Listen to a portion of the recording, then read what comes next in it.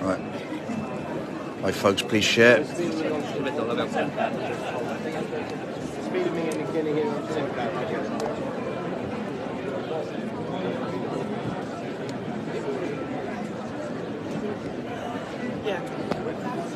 We've got the wrong jack. Both cameras, both the same cameras. Mine's the A, this is the B, and the jack's changed on the.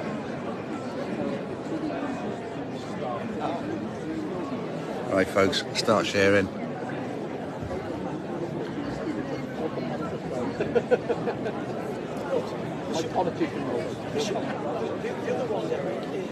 There's about 300 people in this room. They're pretty angry.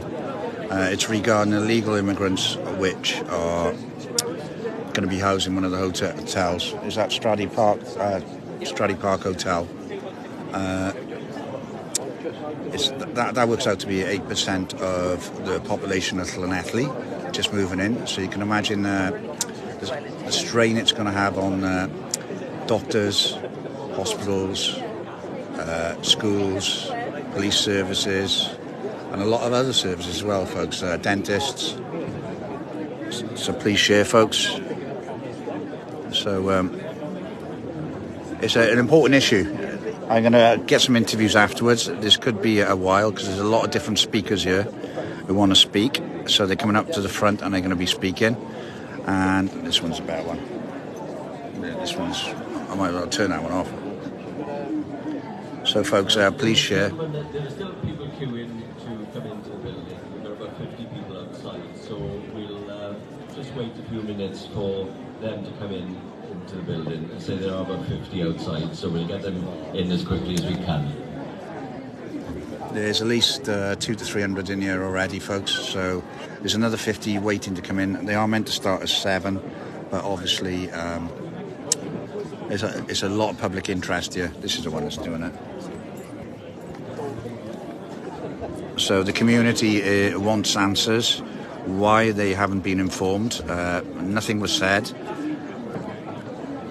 And basically, and that includes councillors as well. They didn't even know, like to me, until a hotel owner, I think, let it leak, was it? Yeah, hotel owner let it leak that he was having 300 odd immigrants here. There have been reports that are going to increase it from 300 to 1,000, and you can imagine that. That's about 20% of the population of Llanelli. So, how many people in Llanelli? I don't know, not sure. I was talking to somebody outside. It was about 8%. 300 is about 8%. So what's that? 5,000 is it? 4,000, 5? Yeah. I think I should put it on there. So please share, folks. That one isn't so. I should put that one on. That one down there. 42,000 is 3,500 homes, is it? No, it can't be. Yeah, but that's the whole area, that, isn't it? 26,000 people.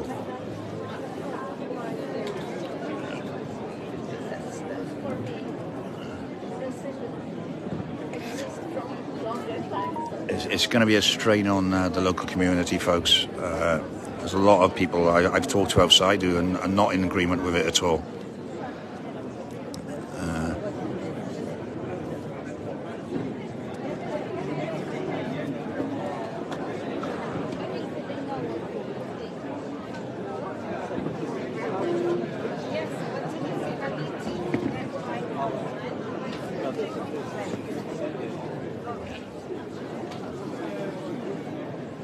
Folks, bear with me.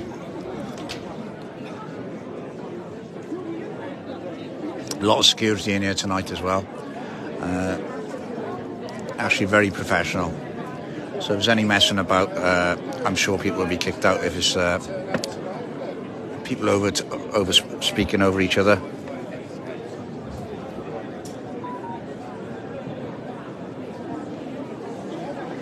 So how's that lake going on? Yeah. That fishing lake? Yeah, It's still alright, is it? Yeah. You still haven't poisoned it? Not yet, no, not yet. Ah, that's alright, isn't it? They probably don't like you, the politicians. Yeah, the last time I was here, folks, it was regarding a lake which was going to get poisoned to kill a certain fish. They were going to kill all the fish basically they dredged it. Yeah. They dredged it to get the many fishes out, and they knew there was loads more in there. The sea was coming and putting the water back in. Yeah. So, Sean, a friend of mine, he got it postponed, folks. Well, not postponed. Hopefully, it's not going to happen. It was the boys from Llanelli, the anglers, the carp anglers. Yeah. It was. They were the ones who got it postponed. They done a good job in it all. You know, I think they destroyed a beautiful location in Llanelli. That's right. You know what I mean? So it seems it should be going ahead very shortly. There is some spare. There's not that many spare seats, like, isn't it? Tuesday night, I don't know. They're going out for a fact. Yeah. You got one at the front. Yeah, I know. There's no. Hello, good evening. Croeso and welcome. First of all, could I just do a sound check? Could people at the back hear me? Can you just give a wave if you can hear me? Yeah. No problems, everybody can hear me. Okay. Well, my name's Robert Lloyd, and for those who don't know me, I'm a journalist and I live and work in Llanelli. I'm sitting up here as chair this evening as a facilitator, basically, just to get the public debate started. A few things to kick off. Safety first. If the fire alarm goes off, it will not be a drill, it will be the real thing. So please exit the building as calmly and as swiftly as possible. Put your mobile phones off, please, or on silent. Okay? Now for a few rules. Please respect any speakers, including those who are asked to speak from the floor. Llanelli is well known for being a welcoming community and one with the intelligence and respect needed to discuss very difficult issues. This public meeting is not a political rally. A sharp reminder to everyone that comments that are racist, discriminatory or inflammatory will not be tolerated, and anyone who crosses the line will be politely asked to stop and remove themselves from the building. Here's the agenda for the evening. I will call a few of our elected representatives to explain the current situation, and there'll be an opportunity to ask questions later, but I will ask that you listen quietly to what they have to say. Now I'm going to conduct a bit of a litmus test of my audience. I'm going to ask you for a show of hands. How many of you live near the Stradey Park Hotel and in the Hengoed ward? Okay, that's a good turnout then.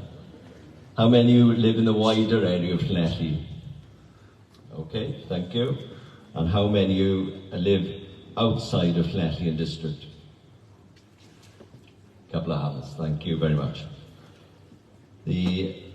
I'll ask this simple question. How many of you are against the Home Office plan to house 300 asylum seekers at the Stradey Park Hotel? Thank you. How many of you are in favour? And we've got 1, 2, that's it. Okay, thanks very much. Before we ask our elected members to speak, can I check if there are representatives of the following in the building, and if so, if they would like to speak. These organisations and bodies have been invited, by the way. Is there anyone here from the Home Office? No, I'll take that as a no. Is there anyone here from Sterling Woodrow, the owners of Griffin Leisure, the company that owns the Stradey Park Hotel? Anyone from Sterling Woodrow? Nope. Okay. Is there anyone here from Clear Springs Ready Homes? Clear Springs Ready Homes are the firm that deals with the tenders for accommodation for asylum seekers on behalf of the Home Office. nobody here from Clear Springs Ready Homes. As I said, these people have been invited and they've chosen not to turn up. The Stradley Park Hotel management were invited to attend, but I'll explain now why they're not here in person. I had a meeting with senior managers at the hotel this afternoon, and the reality is that they are as much in the dark about the asylum seekers plan as the general public. It's fair to say they are distressed and upset. They are, in fact, and quite obviously, far more distressed than the rest of us, as their jobs and their livelihoods are at stake. There are nearly 100 full and part-time jobs at the Stradley Park Hotel. Most of the people who live there, work there rather, live in our local community. Most of them actually live within walking distance of the Stradley Park Hotel. I think the furthest anyone commutes to work is actually from Gowerton. These people have invested their lives and careers in the Stradley Park Hotel. The business is doing well, bedroom occupancy is good, and in the words of senior managers, the hotel is doing as well now as it ever has been. Since the news came out, staff at the hotel have received abusive messages and threats. They have had to hire a private security firm to protect staff. They are doing their level best to make sure that it is business as usual, and they remain committed to doing their very best to offer a quality service to the people of Llanelli. They are doing their very best to reassure everyone, brides and grooms, people with events and accommodation booked, that it is business as usual at the hotel. Whoever this argument about the asylum seekers is with, it isn't a quarrel with the staff at the hotel. They deserve our respect and our support. The first staff knew about the plan was 10 minutes before Carmarthenshire County Council published their press release on Wednesday afternoon. Obviously, they contacted Sterling Woodrow, the hotel owners. Staff tell me they had to fight to get Sterling Woodrow to make some sort of statement. At 4 p.m. on Thursday, they received a note on Stradley Park Hotel headed notepaper with a statement. I think most of you have actually seen that statement on Facebook, and staff were told to use it as a stock response to any questions or queries. I don't think there's much point in reading the statement in full, but it contains the line, and I quote, "Please be advised that Stradley Park Hotel currently does not hold any formal or informal agreement to provide accommodation for asylum seekers." Sterling Woodrow, as the hotel owners, have not made any statement. Senior management at the hotel would like it to be known that the Home Office has not made any request for asylum seeker accommodation directly to the staff of the hotel. If they had done so, it would have been filed in the bin, the senior managers have told me. One last point, the hotel is 4 stars with 78 bedrooms and is licensed for 212 people staying in overnight accommodation. Senior managers say infrastructure changes would be required to accommodate 300 people. I don't know about the rest of you, but the first I heard of this plan was a press release by Carmarthenshire County Council on Wednesday. So with that in mind, I'm going to ask the leader of Carmarthenshire County Council, Councillor Darren Price, to address the meeting. If all speakers, if you could come forward, please, to just below us here, and the microphone will be here for you to speak. So can I ask each speaker to introduce themselves as well and who they represent? And so, thanks, Darren. There's an arm switch there. Is it on? Thank you, Rob, and thank you for all for your attendance tonight. I think the numbers show really the concern within the local area. I'm grateful for the opportunity really to provide some context in terms of my position and our position as a council on this, and how. Sorry, I apologise. I'm grateful for the opportunity to be given this chance to explain my position and the context and the process that has led us to here this evening. So, to be clear, the council were contacted about a month ago by Clear Springs, the company that are acting on behalf of the Home Office and they are tasked with finding accommodation for asylum seekers across the UK. It was clear at that very early stage that there was a need for all partners, and when I say partners I mean the council, the local health board, the police and the fire and rescue service to be provided with much more detail than what was provided initially. So we insisted on weekly meetings with the Home Office so that a lot of the concerns and questions that we had could be answered.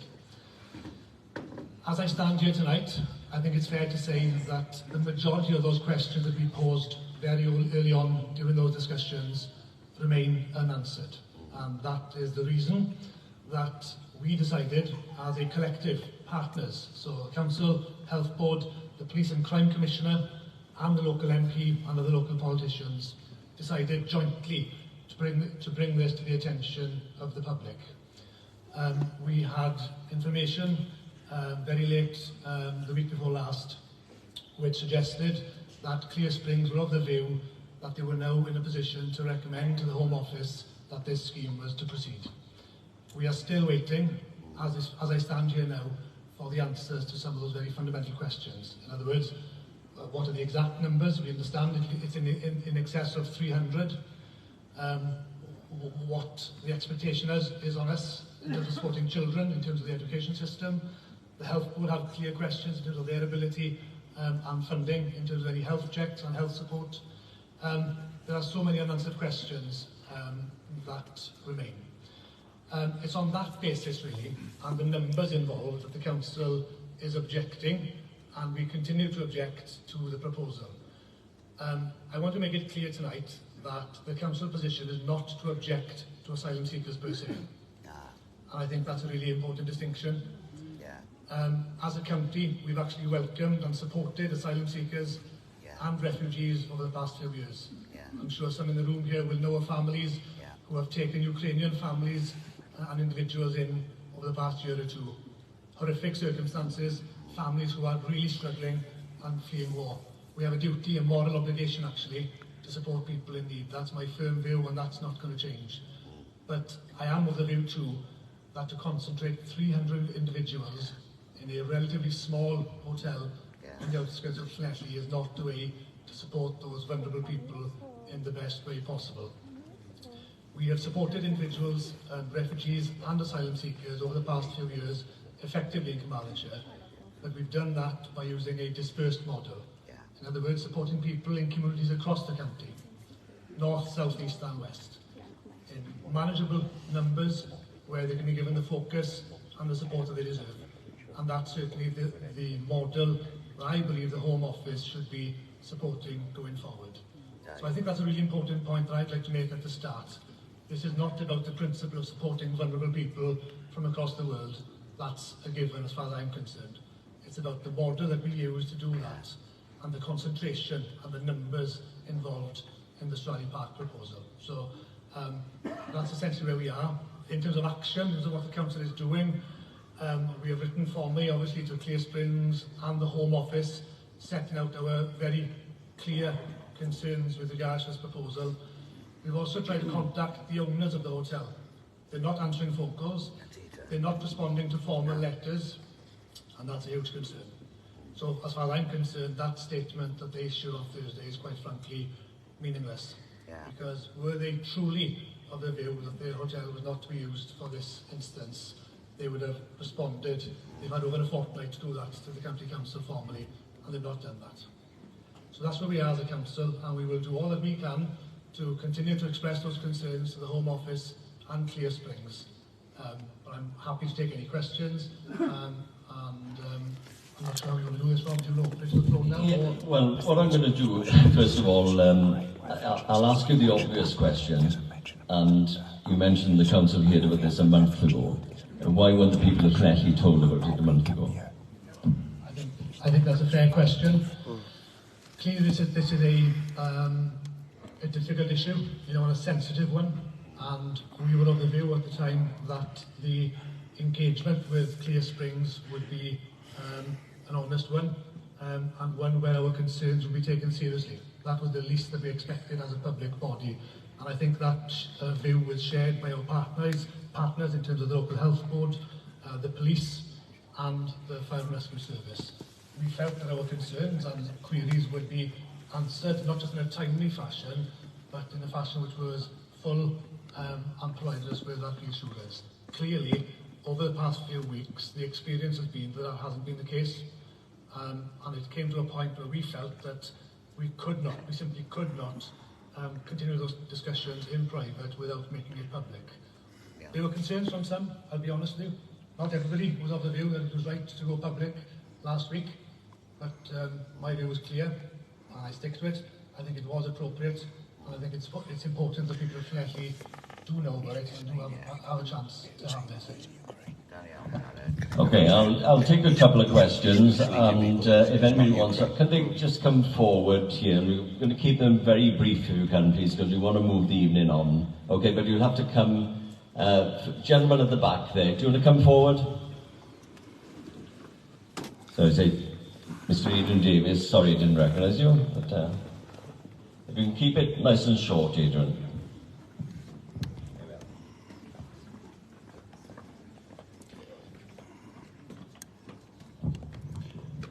Mr. Leader, thank you for your time and sharing the simplicity and the difficulties of bringing it to the public.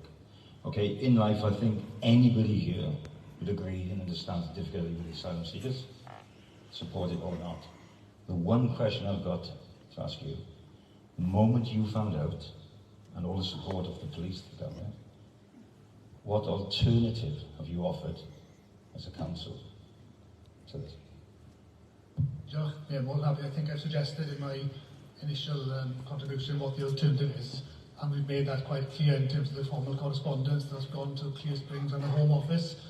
We believe that we can deliver a dispersed model, i.e. use of support from across the country, and not just within Carmarthenshire, but across the region and the rest of Wales, actually. I think there's a duty on all local authorities to play their part.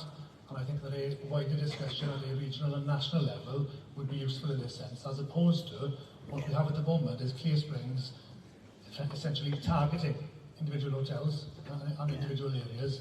I think there's a need to have this discussion at a higher level, where every council plays its part, but the underlying principle has got to be that we use a dispersed model. Okay. We don't have a concentration of 300. I think that is a major issue for us. Okay, so you've offered an alternative to the Home Office? Absolutely. And are you willing to make that public to us?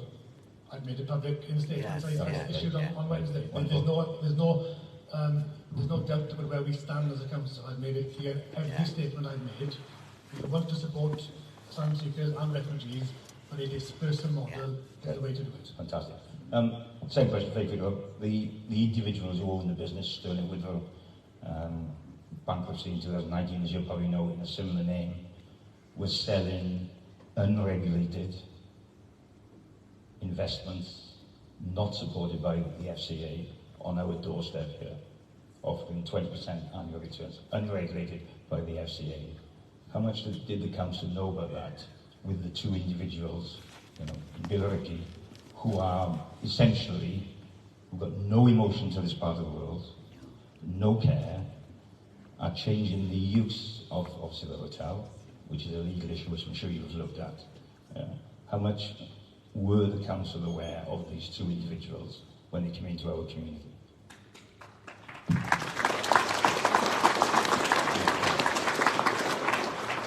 So just to be clear, the council will provide with any information, background information in terms of the individuals running the hotel. We've had to do that work ourselves to find out who the owners were, and in terms of getting that contact to them. As I mentioned earlier, we've tried ringing them, and we've written to them formally, but we did that of our own back. In terms of the planning issue you raised there, it's a really important one, because actually our view is that Clear Springs don't appreciate the devolved context that they work in. We have a Welsh government here. Sorry to that, not about Clear Springs, they're the middleman. Yeah. They work for the Home Office, we get that. Yeah. They've got to find an alternative. For the two individuals who own the hotel on our watch, where weddings are, how aware were, if not the council, that they were selling unregulated and illegal investments not endorsed by the FCA? Yeah. No, I'm sorry, that's something that I wasn't aware of. You're unaware of it? To be honest with you, I don't think that's not at the top of my agenda. My agenda is ensuring that we tackle the issue at hand. But clearly we've got concerns with the approach that the company is taking and the fact that they're not prepared to engage. And just in terms of the planning issue, I was on half saying, they don't appreciate the devolved context here because the Welsh Government have clear standards in terms of room sharing. We've had confirmation that actually they haven't taken that into consideration. And we do think there's a planning issue here. We've already written to them formally, expressing our view that any change, as suggested, would require a change of use as far as we are concerned. It would not be appropriate for that to continue to operate as a hotel. There would be a need for a change of use and for a planning application to be put forward, and that letter has already gone to the company. Okay, I'm just going to take one more question. John, if you want to come forward. John Buckley is a Furness resident, so just keep it nice and short, please, John. Right. Appreciate planning laws, whatever. So, change of use, Rent Smart Wales, that model you're talking about with licensing. You know what I'm talking about? Yeah, it's not right, but... Well, when you change, they're renting rooms as a landlord, aren't they? The concern we've got is that it should be used as it's not a hotel, it's more a hostel. There are lots of planning, lots of planning assessments that we undertaken. It's not a Rent Smart Wales, it's not that private landlords, private housing. What we're talking about is the use of that building for 300 people. So that's not private landlords. It's a change of use in terms of hostel. In terms of a hostel, there are lots of complicated planning arguments around this, and the legal team in the authority are looking at what's happened in other parts of the country as well to feed into that process. Right, and I appreciate that I was led down a different route. Now on the numbers, 300 plus, I live within 100 metres of the hotel. A number mentioned again in the pub was 1,000, and planning permission was to put porta cabins in the car park. Another one is there is a hidden connection, as Adrian said now, questioned business ethics. There's another rumour on the streets that there is a link between the holding company and Clearwater stroke immigration stroke the Home Office. Are you aware of that? I think there are lots of questions that we need to answer, lots of suggestions that we need to pursue. I would be weary mind of accepting everything said in the buzz as fact, and we've got to work with what's publicly available to us. Our source of information. I respectfully disagree there, because I think on Wednesday we issued quite a clear statement as partners, which set out that the latest information we had was 314, actually, that's the actual figure. So that's our understanding. But in terms of next steps, what we will continue to do is to press the Home Office and Clear Springs for those answers. We need clarity, and we will continue to do that as we have done for the past few weeks, and that's all we can do. Essentially, this is a decision that will be made by the Home Office, and we need to lobby and make sure that our voice is heard locally. Diolch, thank you, Darren, and thank you.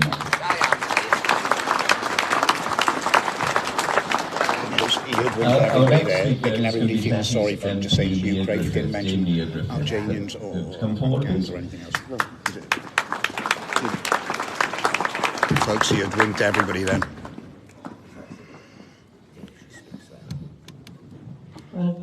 Croeso gynnes iawn I bawb heno. Thank you very much indeed for coming along this evening. It really does show the strength of feeling in the area. I'm going to be echoing quite a bit of what Darren has said, because literally from the outset we have been working together on this. When I had an email from the Home Office I got in touch with the county councillors for the Hengoed ward, who had also been contacted by the county council, who'd also had an email about the Stradley Park Hotel. And as Darren has explained, the first stage was to push back strongly, explain all the reasons why this is completely the wrong model. We all know there's a huge difference between the way that the dispersal programme has worked and that we have welcomed some Syrian families into the area, and they've had an opportunity to integrate into our communities across the county. But suddenly to tell us that they want to commandeer a hotel to put 300 asylum seekers in without giving us any information is clearly a completely different matter and completely disproportionate to the size of the county, the sorts of services that we can provide locally, whether it's health board or county, or indeed solicitors who have appropriate qualifications to deal with asylum claims and the process that has to be gone through with the Home Office. We all know the root cause of this is a total failure by the Home Office to get to grips with the situation, and instead of looking for more and more hotels, they should be dealing with that backlog of 160,000 claims which have been undetermined. So the number of people waiting for their claim to be determined has gone up from 10,000 to 128,000, a number who have been waiting more than 6 months. Now that's absolutely shocking, because we know that then some people could be sent home, other people would have the opportunity to be genuine refugees and to be properly settled into communities where they could work and they could pay taxes. But the situation we were faced with was this out of the blue communication from the Home Office, as I say, working together very closely with the County Council. It's been shocking, the fact that there has been no response from the owners, in spite of trying to get in touch with them, and that the pushback against the Home Office seems to be falling on deaf ears. So that was why it was very important, although I understand the upset for the management in the hotel, because clearly they're just employees, they're not the owner who's making the decision, but it was important that we shared this with you. We wanted to make sure that everybody here was aware that in spite of the efforts we've made to date, we're not making very good progress. Now, you know, those of you who know me well, that I will always fight for the residents of Llanelli. But I also want to be very honest with you about the situations I think we are facing here. And what I'd like to just do at the moment is just to quote to you a few lines from the email that I had from the Home Office, because I think it's important for you to hear the tone of that email, for you to make your judgment about where you think we stand on this issue. So this is the email, and I'll just read the relevant bits of it. Asylum seekers continue to be accommodated in contingency accommodation, including hotels, which have been requisitioned to provide short-term accommodation and facilities for new arrivals. The Home Office has been clear that using hotels to accommodate asylum seekers is not a long-term solution. We have identified the Stradley Park Hotel and Spa, Furness, Llanelli, as a site to be used to accommodate asylum seekers. Due to the demands on the system, we intend to stand up this site in line with our new guidance.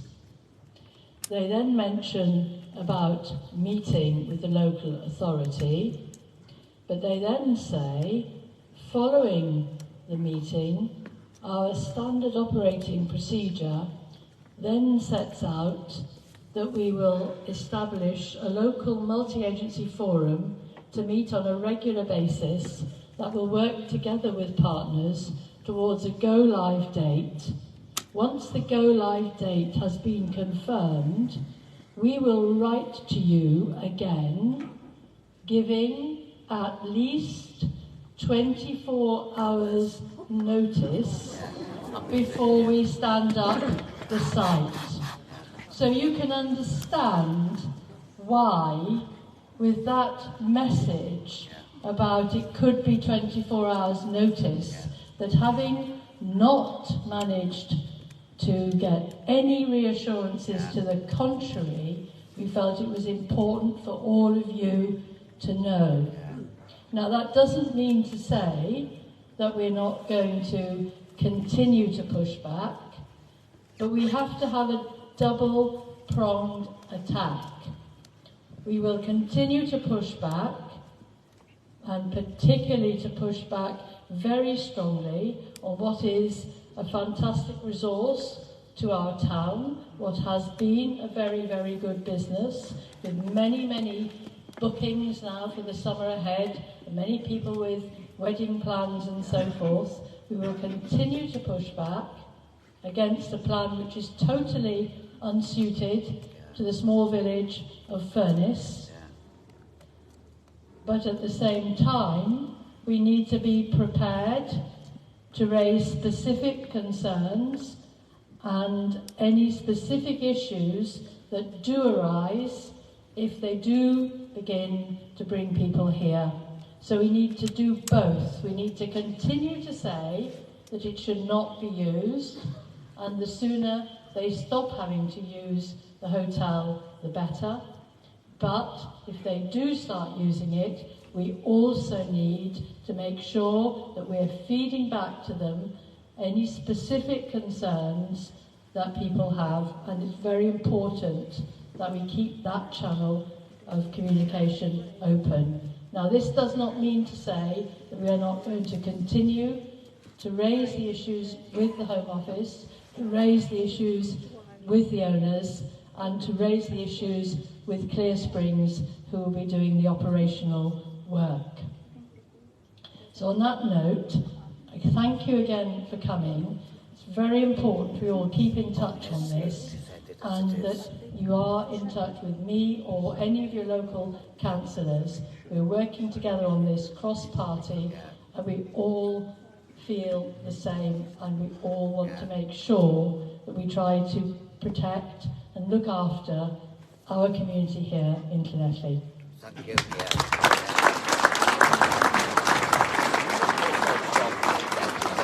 Thank you, Nia. And if I can just recap, then basically what you're saying, Nia, is we think it's a done deal, and it could happen in 24 hours' notice. That is what I understand from the email. Yes. Okay. Any questions? Right. Could I ask you to come forward, sir? And you're going to use the microphone then.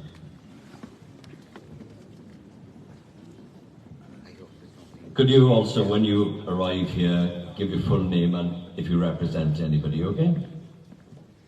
Thank you. Sylvania, thank you so much for representing us in Westminster. Thank you for representing the voices of our communities. Thank you for fighting for us. Sure. My name is Lucas, and I wasn't born here. I was born in South America, and I am married to someone from Wales, and I've got 2 children who were born here.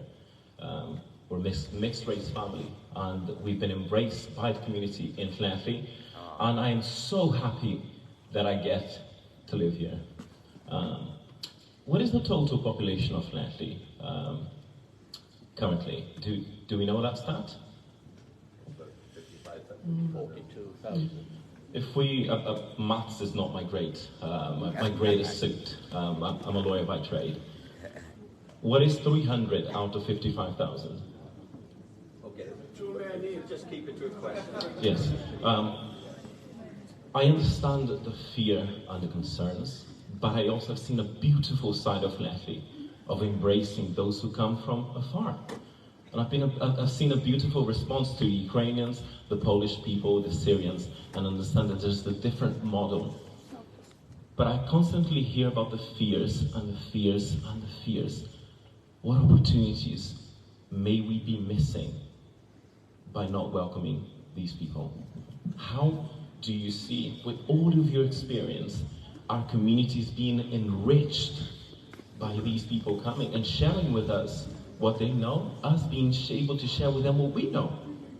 And how can we, the eyes of the UK are watching us, how can we stand out in the face of this threat or opportunity? Do you have any thoughts on that? Well, absolutely. I think the point is this, that there are undetermined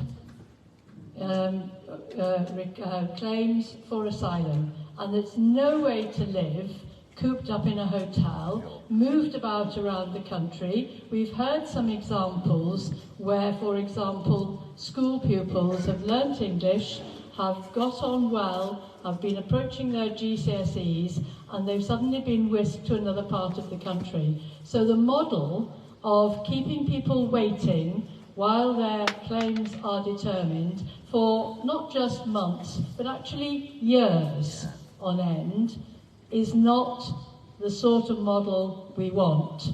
What we have seen that has worked well is where families whose claim has been determined, who have been accepted as refugees, then are dispersed across the country to communities like Llanelli and the rest of Carmarthenshire, where in small numbers they can integrate into the society, they can work, they can be part of society. Being cooped up in a hotel, waiting for a claim to be determined, is no way to deal with the issue. It's no way to help those people. They can't make that new life that you've talked about. They can't do that when they don't know where they're going to be moved to next, how long they're going to be there for.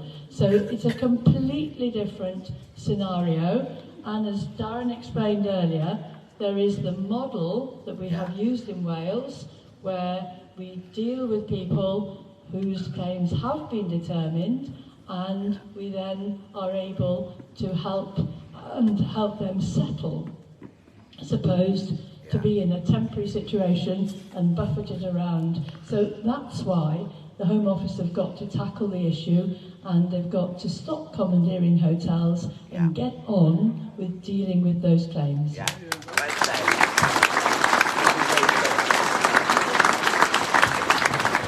I appreciate your response. If it does become a done deal, I don't see it just as a problem for the authorities, but something for the communities. If it becomes a done deal, how can the people of Llanelli support the authorities? Chair, I think we're going to have somebody speak a little bit at length on this in a moment, aren't we? There is, of course, a very welcoming community here in Llanelli.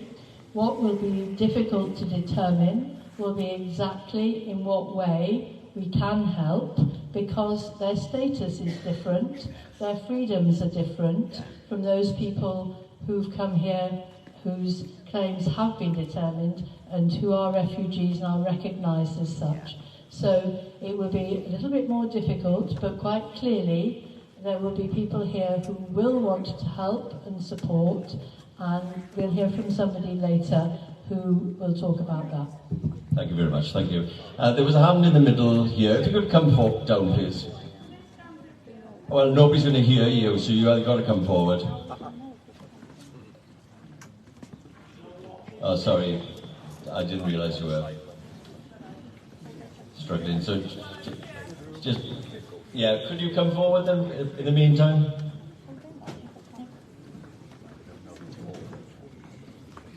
Keep on coming down, we'll fit you in next then, okay? If you could introduce yourself, please, and who you represent. My name's Annie Phillips, I live in Stratty Park Avenue. The Stratty Park Hotel and the community in Furness are obviously not the first hotel and community to have to face this across the country. I wonder, have any other local authorities been successful in thwarting the Home Office plans to do this? Yeah. If so, how did they do it, and why aren't we doing it?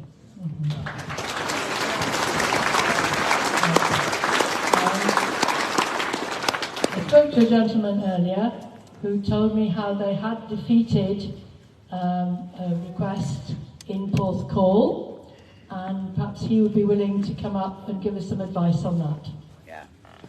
Thank you. Thanks for coming down. Again, if you could introduce yourself, please, and if you represent anybody. I do understand about them coming over, and you've got them all in one place, but as you said, it's better they're integrated into the community, not in one place. But the residents of Llanelli, as it is now, people are finding it and struggling hard to live on the cost of everything going on. Like my son works full-time. He's a Corby registered plumber. He hasn't got a home. He's homeless. He's got 4 children. And when he has them to sleep, they all sleep in one room. There's no support there for people like that. No, they're spending the money on other things. You stay homeless with no help. Right? Everyone says we get support, but there is no support. Right?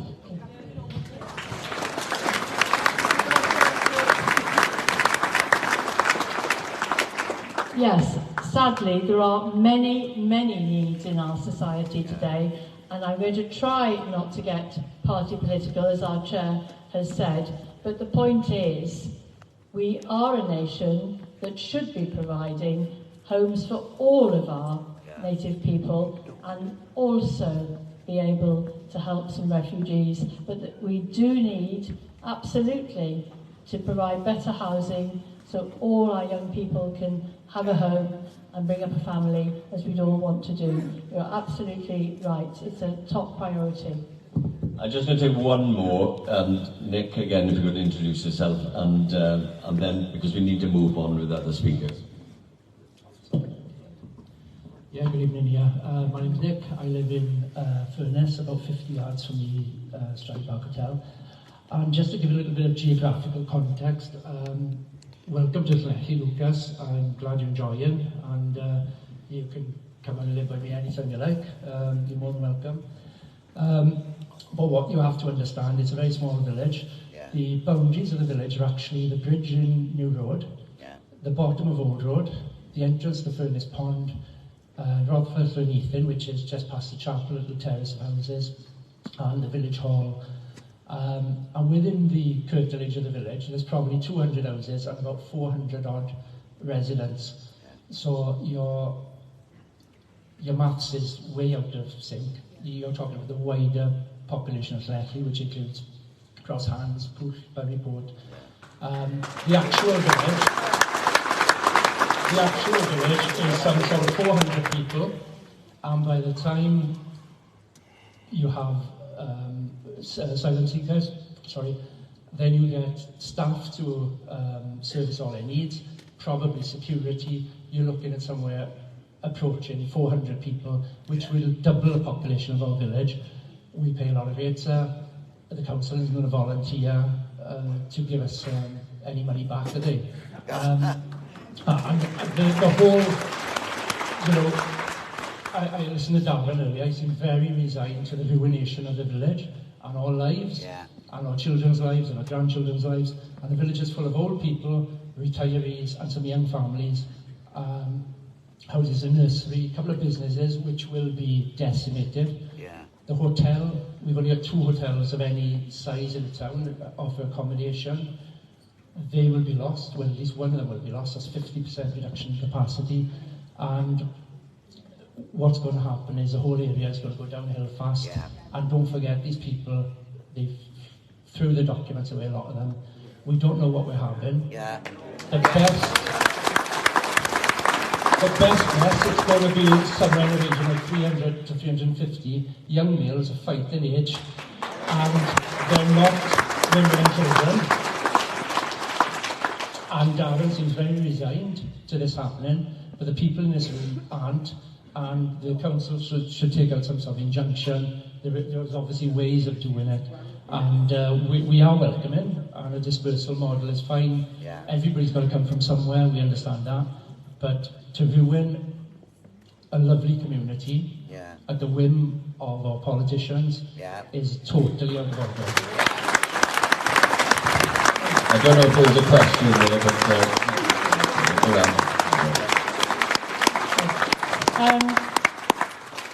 Thank you, Nick. I think you expressed what people you hear, many of them will be feeling and thinking. On the issue of legal challenge, as Darren did refer very briefly to the fact that in Flintshire there is an attempt by the local council to go down a legal route, and Carmarthenshire is watching that very closely. And the other thing that you mentioned is the issue of a planning permission being needed is also being looked into by the county's lawyers. So those are two issues which I know the county is looking into very carefully. Okay, thank you, Nia. I think that's all from you for now, and Darren's just going to come back with something.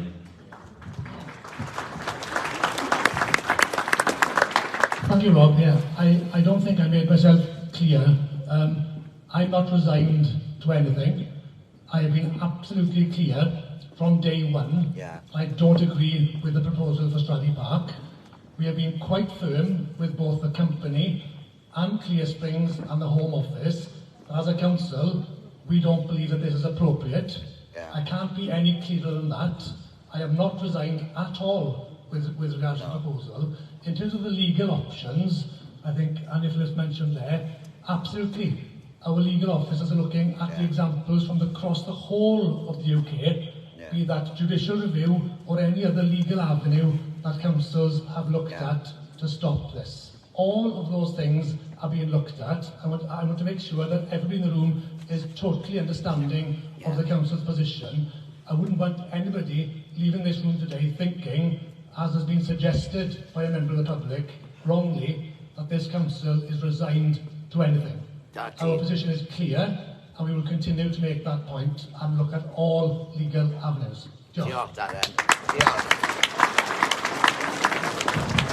Thank you, Darren. We'll move on now. Our next speaker, I don't know if Lee Waters, our MS member, is here this evening. Lee, not in the building? No, okay. Moving on, Councillor Martin Palfreyman of Carmarthenshire County Council. Martin, thank you very much.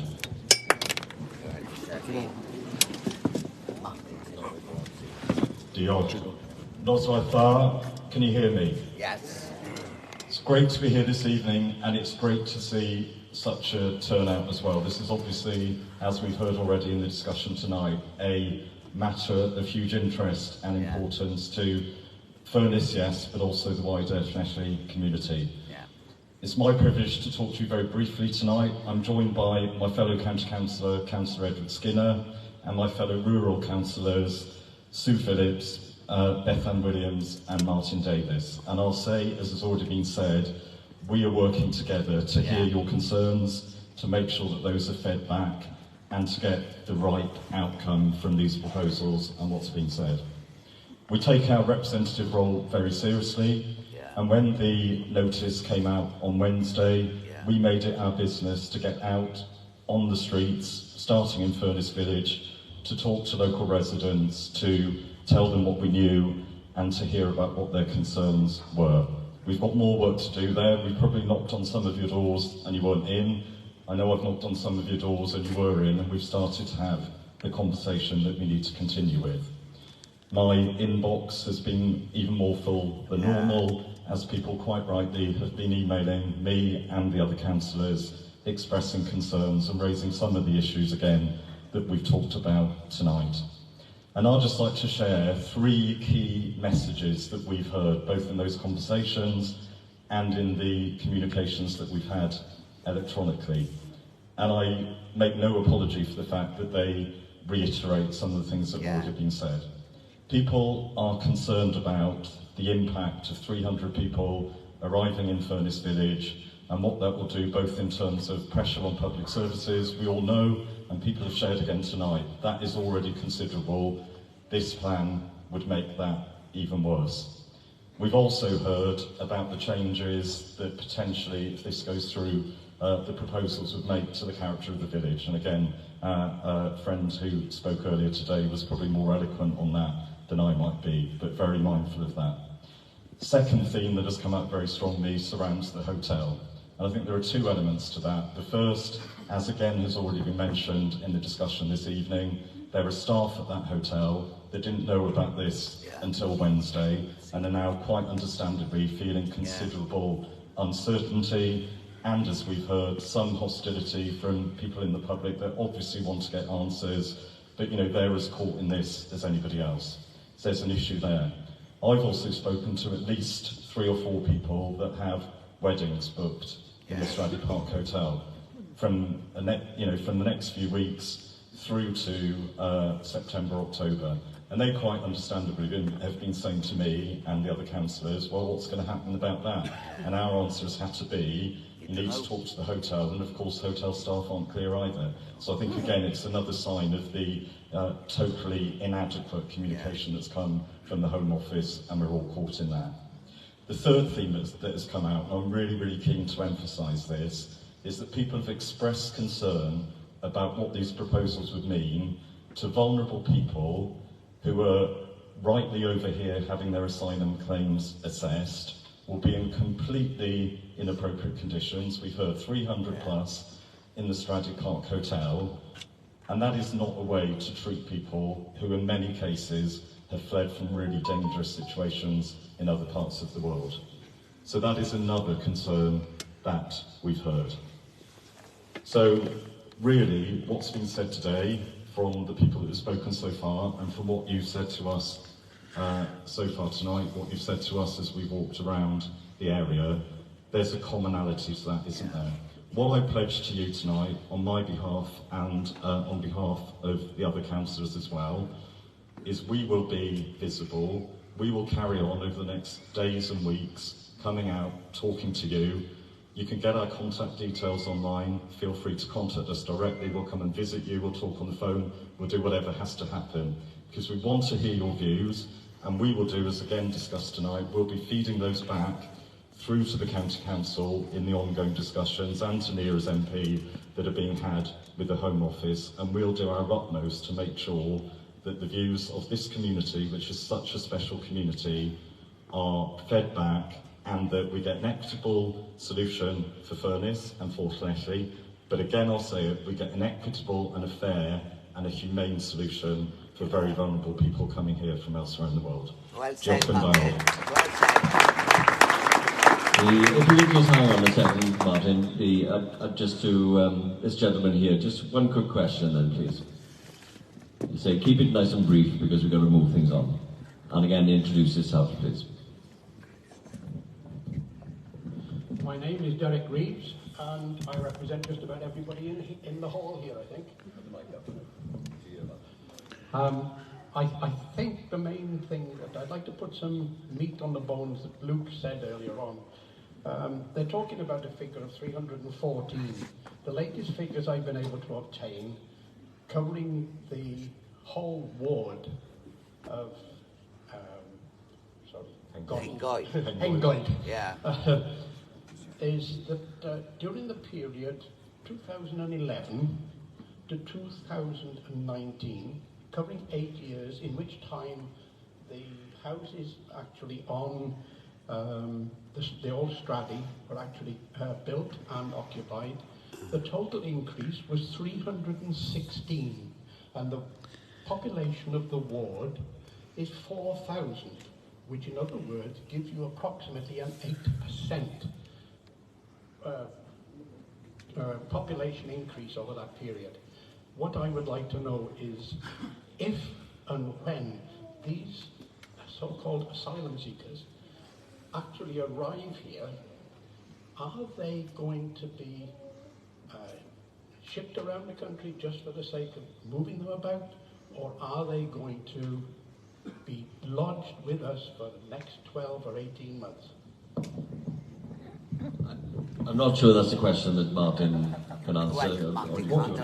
What I can say, and I think it's been said by the various speakers already tonight, is the way that the Home Office are dealing with the County Council and others is that we are very, very scant on detail.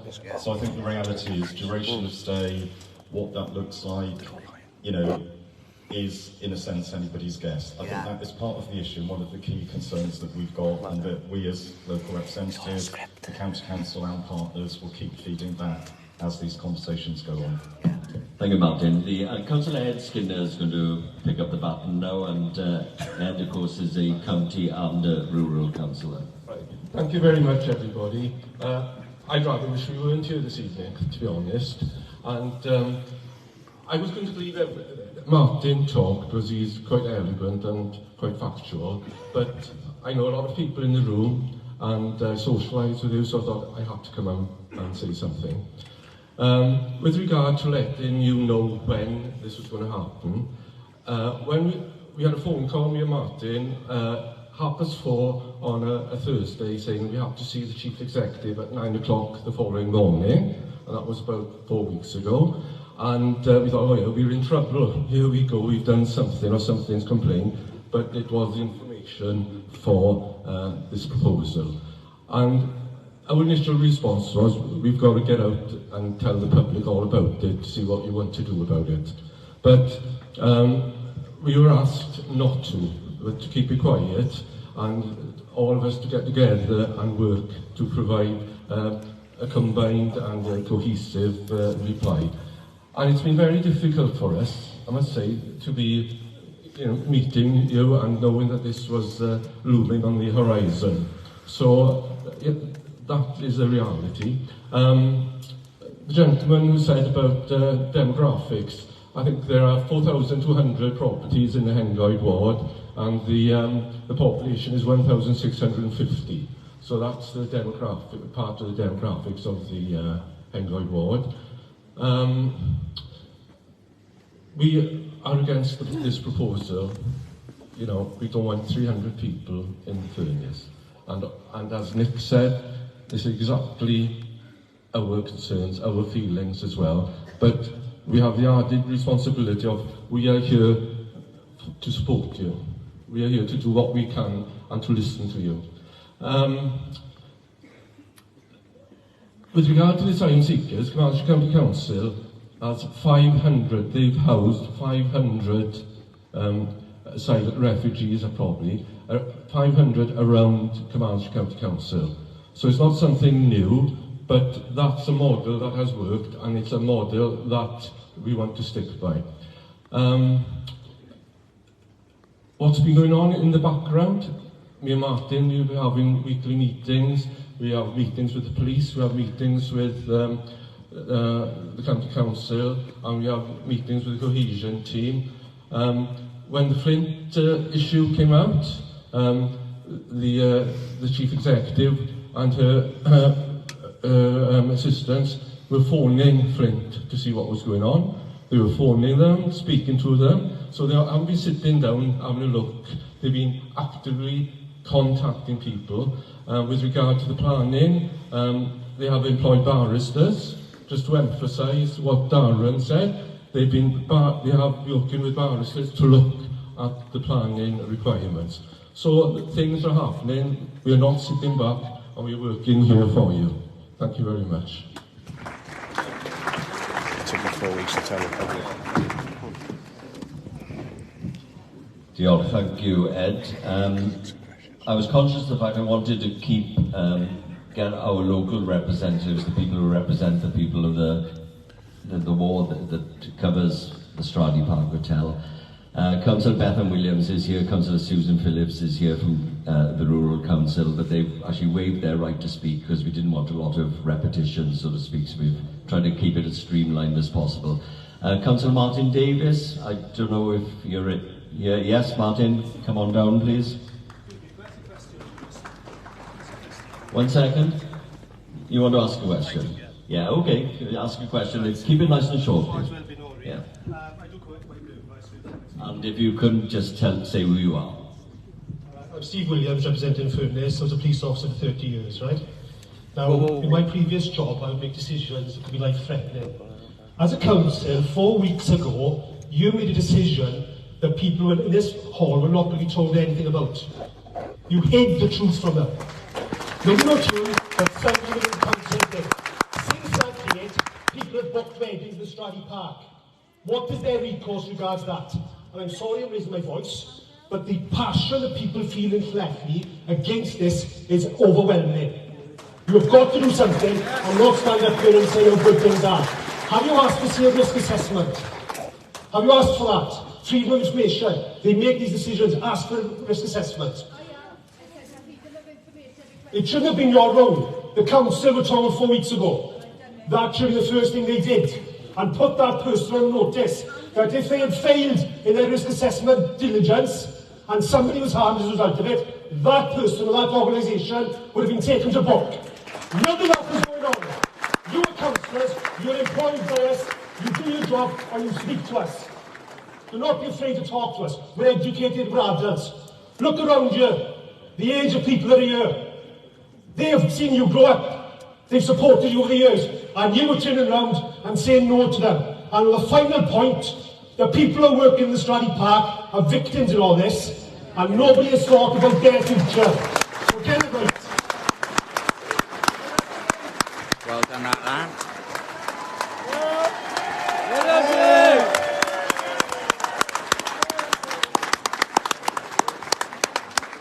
Well, they're hoodwinking them. Thank you very much for that, and I really appreciate where you're coming from, because this is the public, and this is what we welcome. Yeah, it is. So, just say we are here, and thank you very much. Yeah. Still didn't answer the question why you took them 4 Thank weeks. you. Councillor Martin Davis, please. Hoodwinking, it's like completely hoodwinking. Thank you very much. Just a few words. I don't want to sort of take up any more of anybody's time. I want to labour the point. The point has been made by a great number of people by now of what's happening and what the problem is. Now, County Council have we've welcomed Polish people, Ukrainian persons, and others, but we've done this in a measured and organised way, in a way that the county can sort and can deal with. This to me strikes me, I'm totally against it of course, but what it does strike me as is that we are being dumped somebody else's problem. This is a Westminster problem. The government in Westminster, the Home Office, they have nothing to do with us as far as I can work out, in this context anyway. And we are just being sort of used as a dumping ground. These people are just being brought here. They've been brought here and left. As persons have said already, they've been here for years. Apparently barristers at the moment are just pulling out of representing these people because they're not being paid until the cases are settled. The cases take years to settle. Barristers just will not wait anymore to be paid. So these people, some of them, a great number of them apparently, are not being represented at all. They've got nobody, so they're just going to be locked up there. Or just left there, really, left in the hotel, and just existing. It's no way to live, as others have said, as Neil mentioned, it's no way to live at all. They should be, if they're coming here at all, they should be looked after, and we should try to integrate them into Cymru, into our area, into Carmarthenshire, so that they can live alongside everybody else, not as some being locked up in some institution. Diolch.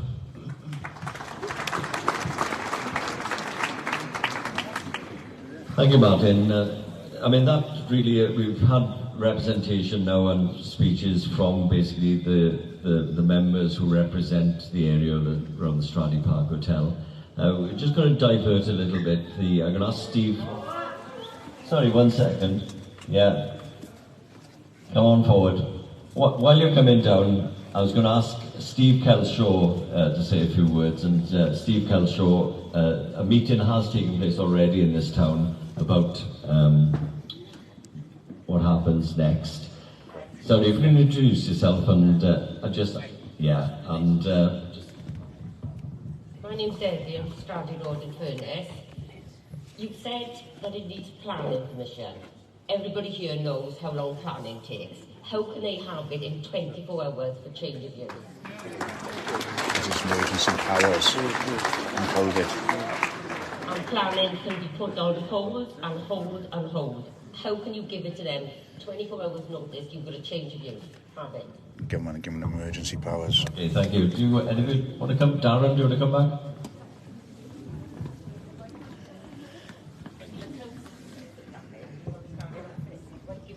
Yeah, just to be clear, Clear Springs are of the view that they don't need planning permission, right? The council absolutely rejects that, and that's why. Yeah. Let me finish now. So the council rejects that. We don't agree with them. We say you need planning permission. Yeah. And as I said earlier, that's why we wrote to them last week to tell them that. Right? So we don't accept that they can get away with it and just do it. We're telling them there's a requirement to do it. And we've got legal officers, as I've mentioned before, who are looking at examples from across the UK in terms of those planning mechanisms. All of this stuff is being looked at. Just about another thing, there was a suggestion from somebody that there weren't any requests for risk assessments. That's untrue. That's factually incorrect, okay? So all of the stuff that you're raising tonight has already been raised by yourselves as a county council. So I'd be grateful. Ask the question, fine. But please don't make statements here which are alarmist and which might lead other people to think that those... Yeah, to be fair, sir. Being hoodwinked again, folks. Look. Yeah, just 1 second. Let's keep it nice and civilised now. Let speakers finish. The only chance you've got to answer is if you've got the mic in your hand. So, I mean, I don't want to hog the event here, but I do take exception to the fact that some have made statements which are factually incorrect. All of the issues that you raised in terms of planning have been raised, and we've sent a formal letter to the company. Risk assessments and a whole host of other legal issues have also been demanded from the Home Office. They are not supplying the answers. That's the issue here, and that's why it's important we keep up that challenge and keep up the voice. That's it. As a council, if I want to turn my home into a hostel, if I want to put new windows in, I need planning permission, and I have to get that off you. How come you can't just say to them, no, you can't turn it into a hostel. It's our country, it's our county. We are the council. I'm not having a go at you. I just want to know why the council can't stop them. Emergency powers, folks. Emergency powers, folks. By the Home Office.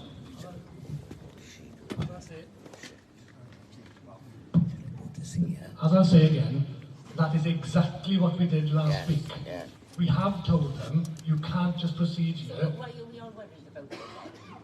I think Darren's answered the question. This is a complex legal situation. Somebody mentioned some councils have managed to get an injunction or judicial review and they've succeeded, right?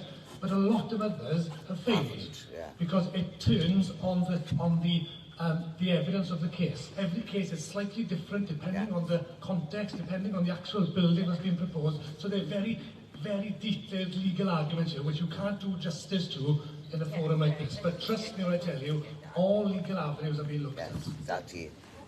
Okay, I'm gonna have to move you on from this because we've got. Thanks very much, Steve Kelshaw. Just 1 second, because I just started to introduce Steve Kelshaw. Steve will explain to you what it is about. Thank you, Chair. Thank you for organising tonight. My name is Steve Kelshaw. Like many of you, I'm a resident of Llanelli. I actually live in Straddy Park Avenue, so I'm very close to the hotel. Reading the room, I think I'm on safe ground if I start off by saying this Home Office proposal is wrong. Yeah. It's wrong for the community, and it's wrong for the asylum seekers. Yeah. But it's those asylum seekers who I want to represent tonight and give a voice to, because what I don't want to happen is in our debate we make a scapegoat of really vulnerable people who are asylum seekers. So my appeal to everyone is that we are mindful of the language that we're using. Yeah. I have to say I'm horrified by some of the comments on social media, and I think we really have to take a step back in terms of thinking about the language that we're using. What these people are not are illegal immigrants. They're not automatically a threat to us. They're not criminals. How do you know that? How do you know? Where's your proof? What they are human beings. Lies. Fleeing persecution. No! No! They absolutely are. No! There's no war in France. I'm quoting the law. There's no war in France. So my appeal is about being mindful of the language and keeping in mind that these people deserve kindness, compassion, dignity and respect like we all do. And beyond my appeal is a really important I wonder if you take two in his house. There will be people outside of this meeting tonight and outside of Llanelli that will seek to sow division and take advantage of this. And they've done it across Wales. There's a whole history. I can give you case study after case study of far-right groups who come in and pick up on the division. We absolutely have to be mindful of it. We can be on different sides of the argument, but let's do it with some dignity and compassion and respect. Room full of far-right, don't it? Let's go forward. All far-right. Every single person far-right. But keep in mind that we are vulnerable people. I thought this wasn't political. And absolutely, you absolutely deserve to be treated with dignity The room ain't happy, folks. as to everybody else. Guaranteed it will be a stand-up to racism I might person. be in a very small minority, but I do feel guilty to stand here and say that in the centre of all of this are very vulnerable people that we should be taking. Economic immigrants. Economic immigrants. Calm down, please. You've said it now. Thanks, Steve. Thank you. Economic Thanks very much. Plant. This lady's been waiting to speak. They come from France. I'm Wendy. I live in Llanelli. I'm a keen advocate about mental health and serious mental health issues. And, people have claimed that these people are coming from war-torn zones. What is the risk assessment that the authorities are doing as soon as these 30 people arrive?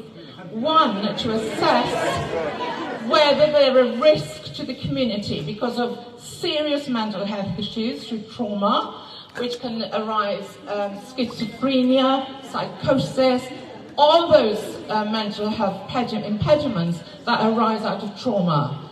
Now, the community needs to feel safe that we are not having 30 people traumatised, suffering serious mental health issues. Now, what is the council and the health board doing to make sure that the people in Furness and the Llanelli area are safe from serious mental health derangement as a result of trauma? It's 300, not 30. I'm just going to take a few more speakers. If Darren wants to come back or anything later on, then so do. Please come forward. I'll just give your name and who you represent, please. My name is Liz. I represent myself. I live in Llanelli. I think the first thing that we're being deceived about is that it's not a Westminster issue, because the Welsh Government made us into a nation of sanctuary for unlimited immigration. So it's not about prioritising people, it's about saying everyone is welcome, and that is wrong.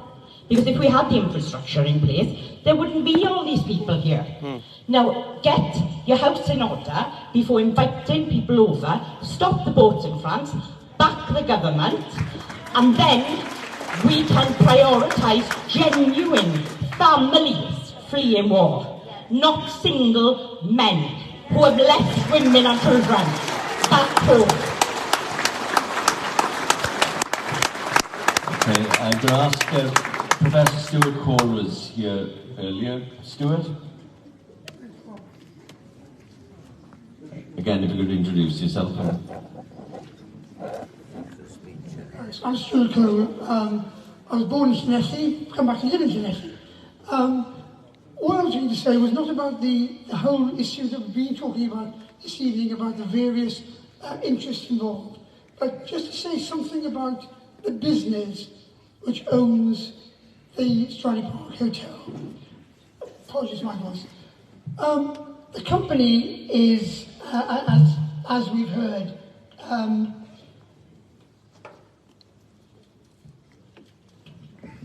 one second.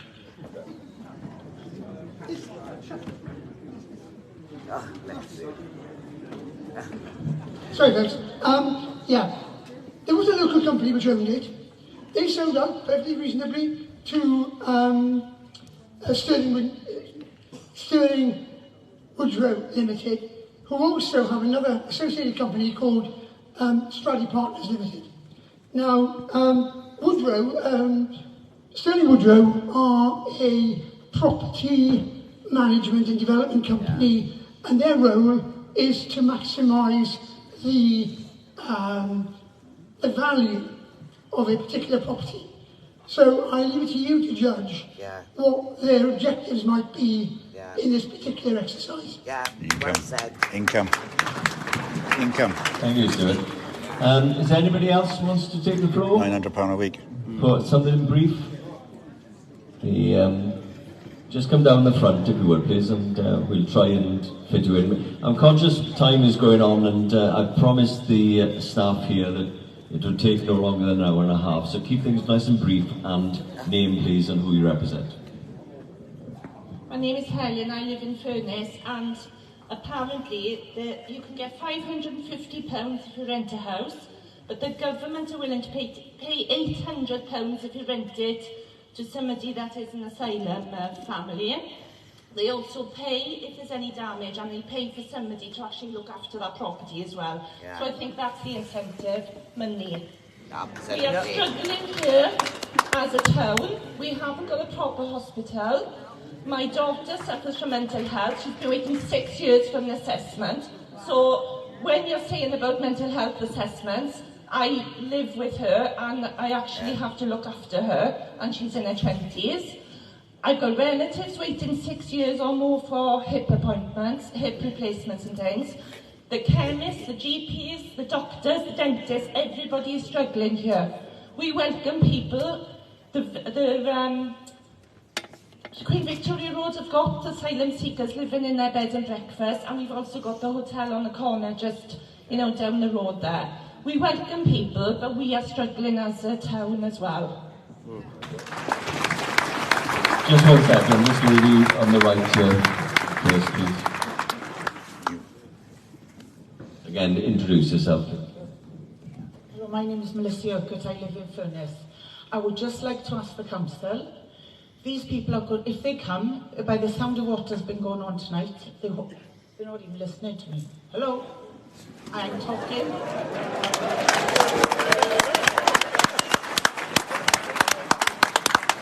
Well, no disrespect, I'm a taxpayer. I pay your wages and you haven't got the respect to listen to me. Thank you. I'd also like to ask the question. It's obvious that the Home Office is going to override you, and it seems like this is a smokescreen to make the council look good. I would also like to ask, if and when these people are coming, because you said that they could come within 24 hours, you're not going to stop them. Are you going to be barring the gates to the Stradey Park Hotel? No, because you still have your jobs. I also want to ask another question. Who is going to pay for these people in the hotel? Who is going to feed these people? And who is going to look after these people when they need something? And will they be paying rates like we have to pay rates? And will Furness as a community and Llanelli as a community have any extra money come from the Home Office to allow for these people to live within us? The ball in front, in the front, the ball one. You are. Fucking grinning. Taxpayers. Taxpayers. Where's the money coming from? Okay, we'll move on. No, I'd like an answer. I don't want to move on. I'd like my questions answered. I'm a taxpayer, I deserve to know.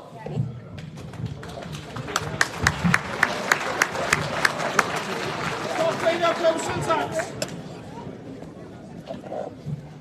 Yeah, thank you for the question. There seems to be a pattern here in terms of questioning towards the council. Yeah. Right? It's not the council's fault. Yes. If I can just answer the question, right? Just to be absolutely clear here. Yeah. This is not a council proposal. No. It's not a local health board proposal. It's not Dyfed Powys police proposal. It's not Mid and West Wales fire proposal. This is a UK government proposal. Absolutely. Yes, well... What's the point in having a council if they override you? Look, You can't, man. I don't understand the premise of your question. We are trying our best to fight this. Yeah. I've told you we don't agree with the proposal. We are trying every legal avenue open to us. Yeah. If anybody here has any suggestion in terms of what more the council can do to challenge this, I would urge you all to come up now and tell me what you think we should be doing extra. Because I can assure you that we are doing everything in our power. We're going to move it on. No, that's not a question. No, we've got this gentleman's been waiting here. This gentleman's been waiting. No. Okay, thank you very much. There's a guy here Sir, from Porthcawl who can you come down? they've already had one Sir. shut down. Okay, But they thanks might not very let him much. speak. This gentleman's first. No, you're not invisible. I'm just trying to get through people as quickly as I can, okay? And again, can I ask people to settle down a bit? We don't want all these interruptions and shouting. Just let people quietly say what they've got to say, okay? Hey, can you hear me? My name's Mike Evans. Just a quick point to the gentleman who spoke on behalf of the Rural Council. Sorry, I can't remember your name. Thank you. You said that Carmarthenshire County Council has managed to rehome through the disbursement method at least 500 people. Now, I'm sure that there are quite a few people in this room from Llanelli who know several people who can't get housing in Llanelli or Carmarthenshire, and that would amount to far more than 500. So when are you going to start looking after local people before you start Thank you. This lady, if you could just say who you are, who you represent, okay? He's laughing at that question, and he's a councillor. I'm just... I've got a son who served in the army for 10 years, okay? Great mental health issues, living with me, or super sipping, whatever. You know, I'm in a one-bedroom, like, let's house our own. I'm not prejudiced. I've got friends all over the world. But come on, guys. Okay, thank you. Sir, if I'm right, this gentleman is from Porthcawl, yeah? And you might have some... Right. Say who you are. Good evening. My name's Ron Turner. I've lived in Furness for 18 months, and I found Llanelli to be very, very welcoming. I enjoy the people, I enjoy everything here. I've travelled around the world, I've worked with all races, all nations and all people. But we had a similar issue in Porthcawl 2 years ago. We had the Home Office say we're going to take over your hotels on the front. So we fought against it. We convinced the council, you will fight against it. We pay your salaries. We pay everything. So it's about time you started to listen to the residents. But they are, for God's sake. And just for your information, I'm ex-military. I get a war disability pension. I have a blue badge. I need to get my license renewed every 2 years. I can't even get to see a doctor. Yet these asylum seekers, or immigrants as you call them, will come in, they'll get free medical, they'll get free dental, they'll get free hospital. It's about time you, the local council, looked after us.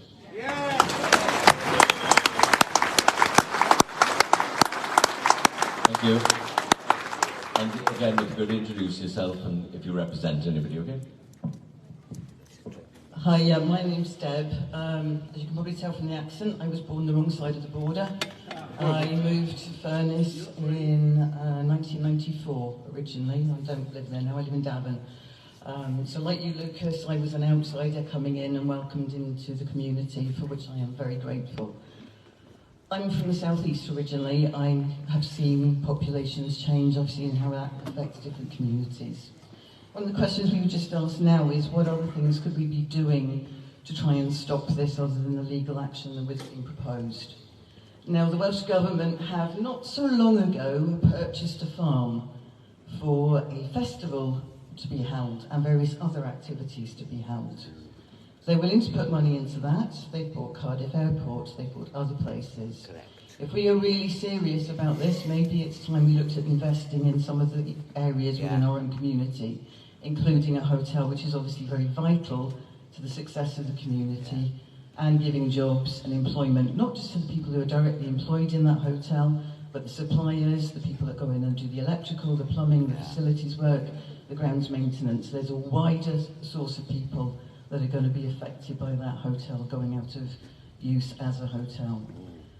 The other thing that is of concern, I don't know if you've seen it recently, but there has also been action against one of the security companies that have been used by the Home Office after 2 recent deaths of custody sergeants, well, 1 death and 1 actual serious injury, for failure to actually have the correct risk assessment, for failure to having the correct procedures in place to look after their own staff.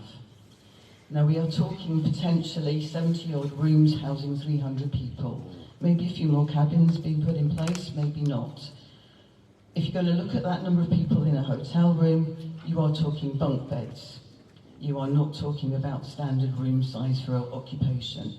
You are talking about a room that people are going to be cooped up in and not going to be wanting to stay in. I wouldn't want to stay in it. I was a student for 4 years. I've lived in student accommodation. I know what it can be like.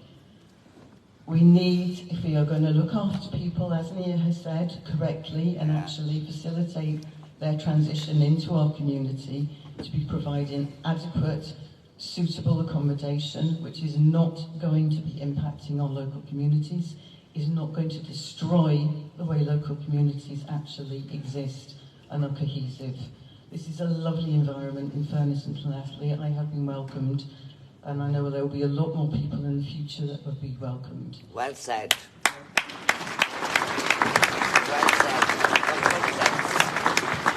Thank you. I say I don't want a lot of repetition, but I'm willing to take another couple of speakers from the floor and the channel. Can I ask you, please be brief, give your full name. I say don't repeat anything that's been said already, okay? Absolutely. I'm Dean Davis, live by Parkview Terrace. What would be the council's opinion if we put a fence up across the entrance of Stradey Park Hotel? We'd leave access for the workers to get in and out, but at the end of the day, there's only so much talking you can do, which ain't going to solve problems. And if we put some hairless fencing up, which would be chained and secure, that would not let buses come through, how would that work?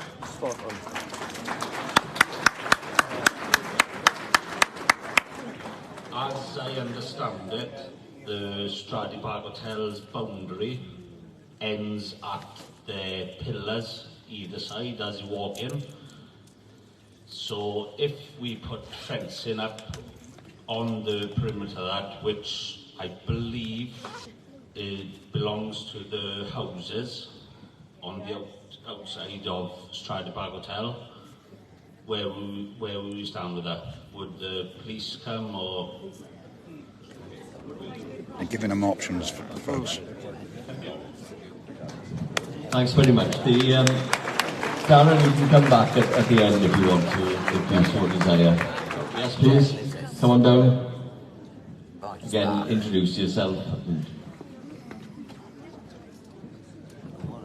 Good evening all, I'm Tony Thomas. I live just outside Furness in New Road. Sorry. My question is transparency. If it takes the council a month to tell us, because I'm looking across here now, we all look quite sensible. Going forward, what are the plans to be transparent so we know what's going on? We know what's going to happen next. Because let's be honest, if it wasn't for Rob, none of us would be here now.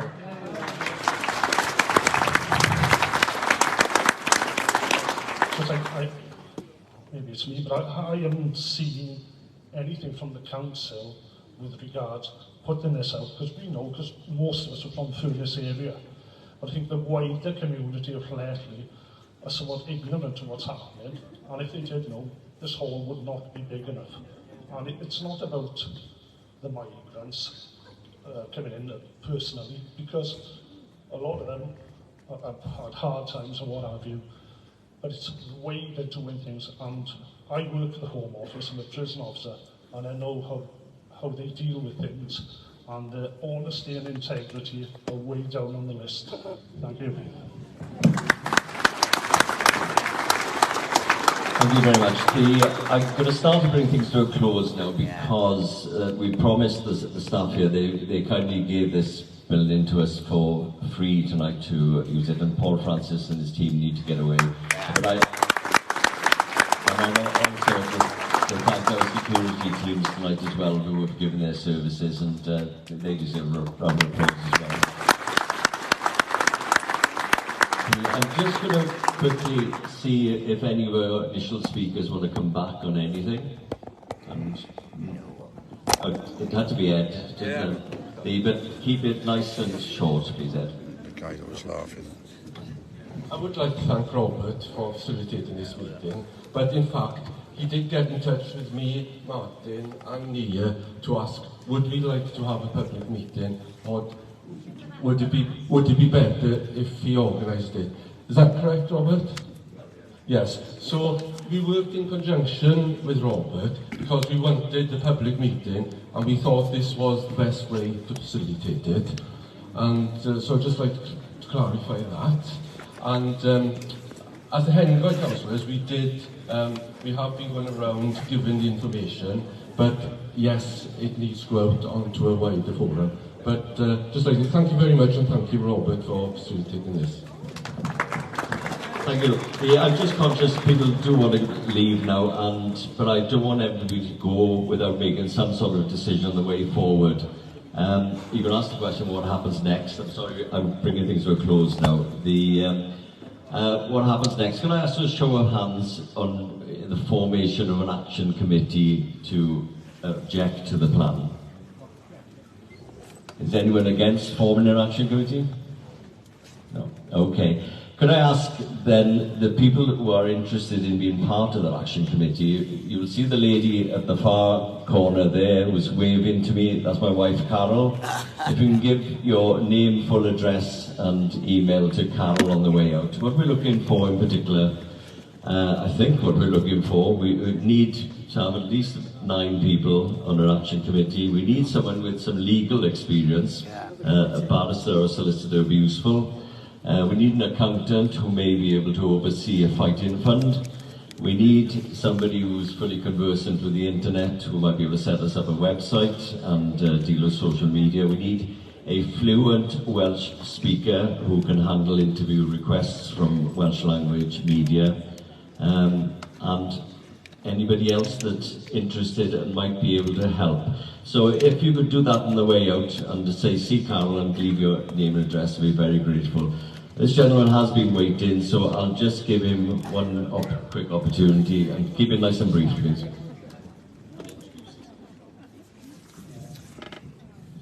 My name's Peter Calvert. I live within 3/4 of a mile of Strally Park Hotel. What concerns me is that on the nightly news, we see boatloads coming across the channel. how can we assume that these are asylum seekers? The majority of them, in my view, seem to be young men. Why are they seeking asylum? Surely it's the families, women and children who should be seeking asylum. So that is the sort of problem we're letting into the country. Thank you. Okay, ladies and gentlemen, I'm going to call things to a close now. So, what we're going to do is try and form an action committee, and we'll do that and obviously tell you all about it as quickly as we can. But thank you very much indeed for attending. Thank you.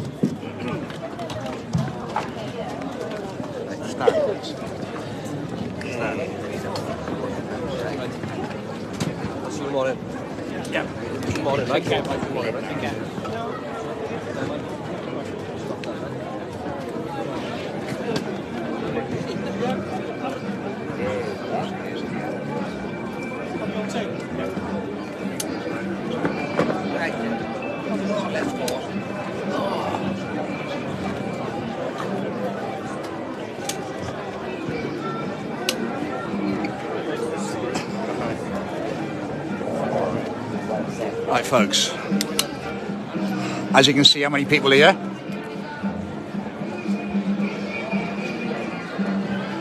These are people who are worried about their communities.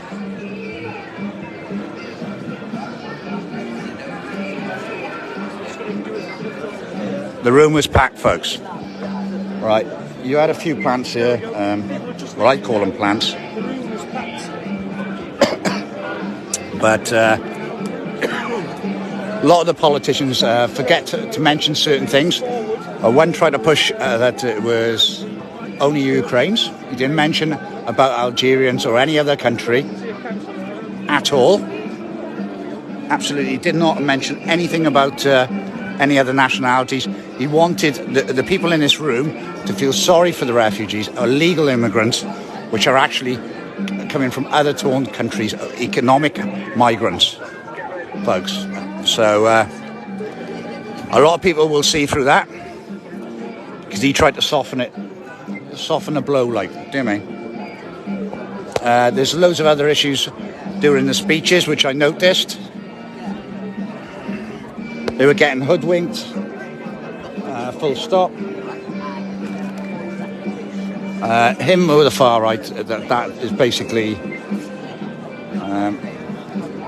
unbelievable, absolutely unbelievable. Right, how can I help you? No, I'm filming for Real News Right Live News, about the issue, live news. Yeah. It's on Facebook, YouTube, and all different other platforms. I cover all different issues across the country. Yeah. So, do you want to go on camera? Not really. Right, I'll keep you off camera. So, why have you come here today? I'm involved in helping people for different countries. Right, so you're for it then, are you? No. Definitely not, yeah? No, not that model, no. Yeah, because I think the councillor who spoke first, he was kind of not actually mentioning, he wanted to make out that it was for Ukraine refugees who are only going to be coming over here. He didn't mention any other nationalities, and they're not from war-torn countries, like Algeria. You know about the Algerians coming over. So obviously...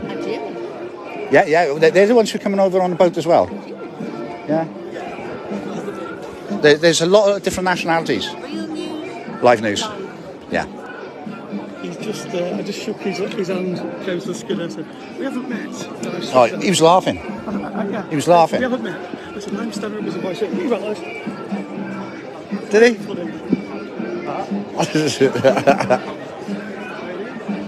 So, folks, that's pretty funny. Look, a lot of Llanelli are. I mean, Llanelli don't mind refugees and that stuff like that, but when they're thrown into a small village and they're doubling their village size, it's a different thing. The councillors are only just being pushed into it because they know emergency regulations during COVID. It gave the Home Office powers which you won't believe. And those powers are, they don't need planning permission for... So they don't actually need planning permission. So it's quite interesting, really. They are being lied to. Do you want to go on film a sec? Not really. All right. There was seating for 850, approximately 800. Yeah, well, the amount of lies I heard. One was, well, what they were trying to do was soften the community by saying the first councillor who went up there, he said Ukraine only. He didn't mention any other nationalities. And he's trying to make out they're all from war-torn countries. No. This is what I No, they're not. Well, No, they're not. I hand up a couple of when I put my hand up first, we were talking about the numbers just before Luke stood up, the coloured barrister. Well, he's another liar. Him down there, the guy who made that speech regarding Welcome and all that. He's offered to go on the community, the action committee. Yeah. What's the reason? I'll tell you why. He stand up for racism, and he wants all the info of what's going on. He's a plant. He was a plant on our table. Ladies and gentlemen, we ask our guests to make their way to the main front doors. Right then, folks. We ask our guests to make their way to the front doors. So now I'm leaving now, folks. Thank you.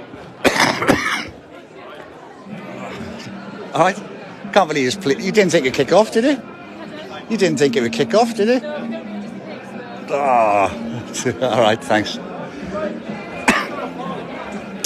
I tell you why. There's a few politicians here, a couple of MPs, and councillors. So that's very interesting, folks. All right. What do you cast for? Pardon? What do you cast? Real News, Live News. It's on Facebook, YouTube, Telegram, all over the place. So, folks, personally, I think there's politicians that are actually trying to get everybody on board slowly, but the community doesn't like it at all. So it's quite interesting. One guy's saying about far right and all that. No, it's a community. None of these are far right. These are people from their own communities, folks. I was told the figures. 850 people in that room. It holds 850 people. So, Llanelli itself is only 24,000, I think. Around that figure. But the village they're going to be, where the hotel is, they're going to put 300 immigrants into a hotel which only holds 85. Oh, sorry, it was 78 it was. So that works out, it's going to be 2 bunk beds in each room. No, yeah, but the furnace, wherever this hotel is going, it doubles in size because there's only 300 residents living in that, next to that hotel. There.